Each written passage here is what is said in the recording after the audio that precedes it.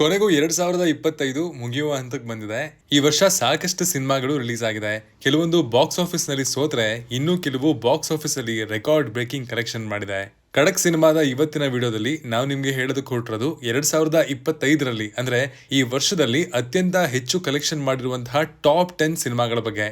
ಇದರ ಡೇಟಾವನ್ನ 3-4 trustable source ಗಳಿಂದ ತಗೊಂಡು ನಿಮ್ಮ ಮುಂದೆ ಈ ಪಟ್ಟಿಯನ್ನ ಪ್ರೆಸೆಂಟ್ ಮಾಡ್ತಾ ಇದೀವಿ.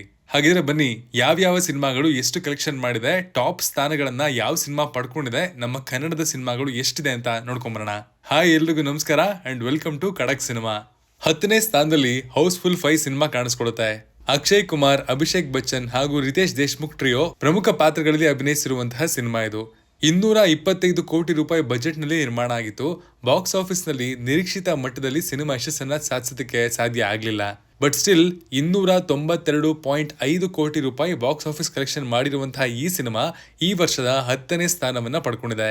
ಇನ್ನು 9ನೇ ಸ್ಥಾನದಲ್ಲಿ ಪವರ್ ಸ್ಟಾರ್ ಪವನ್ ಕಲ್ಯಾಣ್ ರವರ one of the most awaited cinema ಆಗಿದ್ದಂತಹ ಓಜಿ ಕಾಣಿಸ್ಕೊಳ್ಳುತ್ತೆ.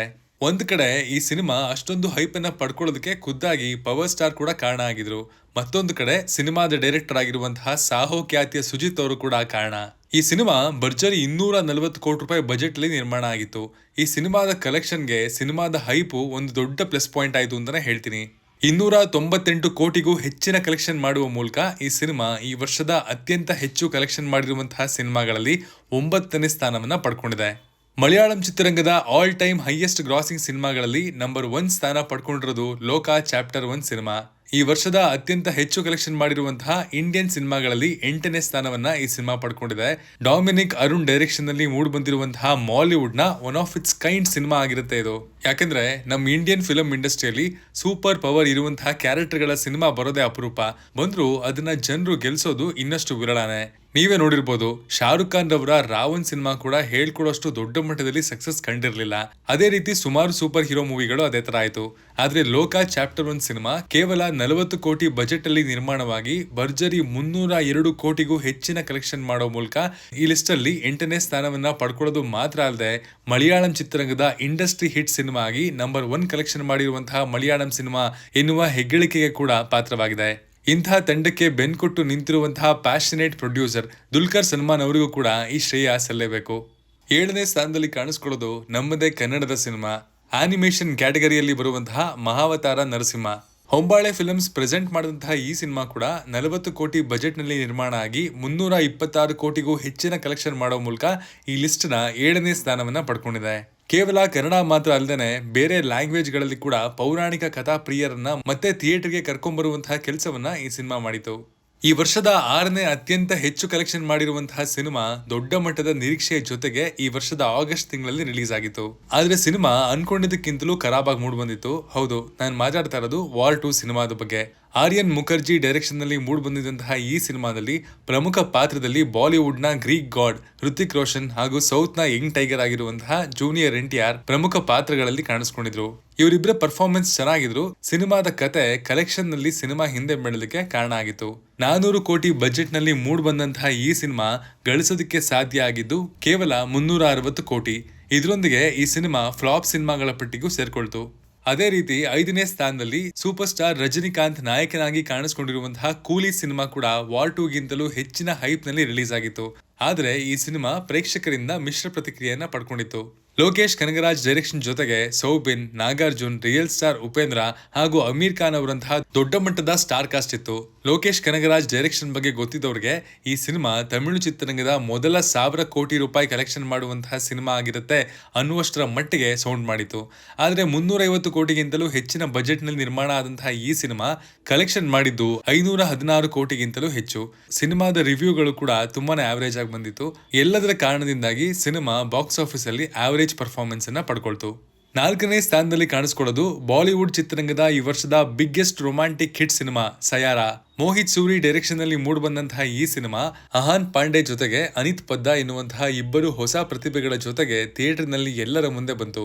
ಮೂರರಲ್ಲಿ ಮತ್ತೊಂದು ಲವ್ ಸ್ಟೋರಿ ಬ್ಯಾಕ್ ಗ್ರೌಂಡ್ ಹೊಂದಿರುವಂತಹ ಸಿನಿಮಾ ಅಂತ ಅನ್ಕೊಂಡವ್ರಿಗೆ ಬ್ಲಾಕ್ ಬಸ್ಟರ್ ರಿಸಲ್ಟ್ ಈ ಸಿನಿಮಾ ಕೊಡ್ತು. ಕೇವಲ 50 ಕೋಟಿ ರೂಪಾಯಿ ಬಜೆಟ್ ನಲ್ಲಿ ನಿರ್ಮಾಣ ಆದಂತಹ ಈ ಸಿನಿಮಾ ಬಾಕ್ಸ್ ಆಫೀಸ್ ನಲ್ಲಿ ಕಲೆಕ್ಷನ್ ಮಾಡಿರೋದು ಭರ್ಜರಿ 575 ಕೋಟಿ ರೂಪಾಯಿಗಳಿಗಿಂತಲೂ ಹೆಚ್ಚು.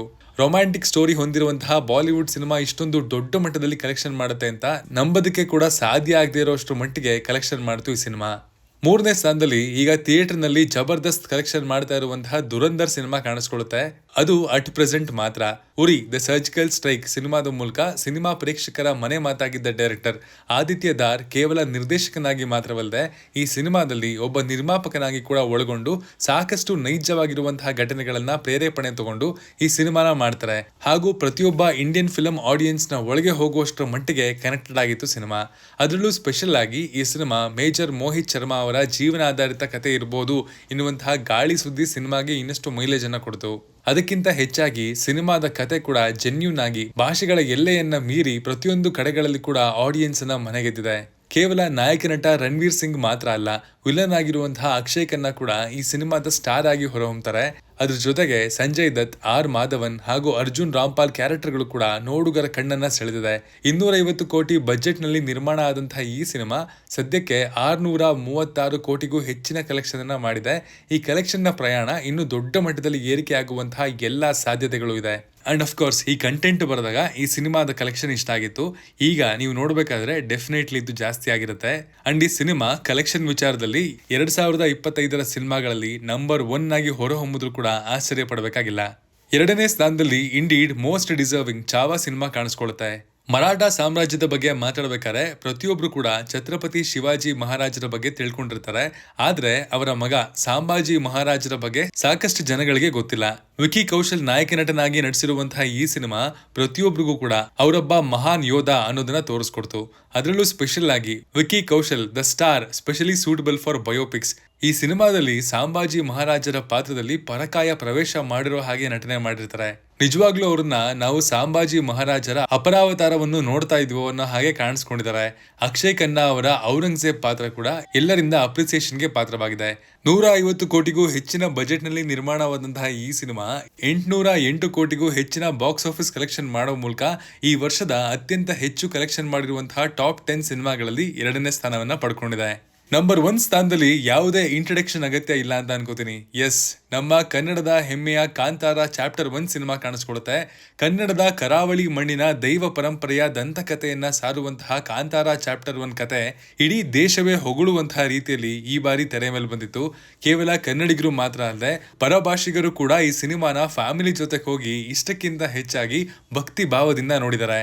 ಕದಂಬರ ಕಾಲದ ಈ ಕಥೆಯನ್ನ ಪ್ರತಿಯೊಬ್ರು ಕೂಡ ಯಾವುದೇ ಭಿನ್ನಾಭಿಪ್ರಾಯ ಇಲ್ಲದೆ ನೋಡಿ ತಲೆ ತೂಗಿದ್ರು. ಡೈರೆಕ್ಷನ್ ಜೊತೆ ಆಕ್ಟಿಂಗ್ ನಲ್ಲಿ ಕೂಡ ರಿಷಬ್ ಶೆಟ್ಟಿ ಅವರು ಈ ಸಲ ನ್ಯಾಷನಲ್ ಅವಾರ್ಡ್ ತಗೊಳ್ಳೋದು ಪಕ್ಕಾ ಅಂತ ಮಾತುಗಳು ಓಡಾಡ್ತಿದೆ. ಕಾದು ನೋಡ್ಬೇಕು.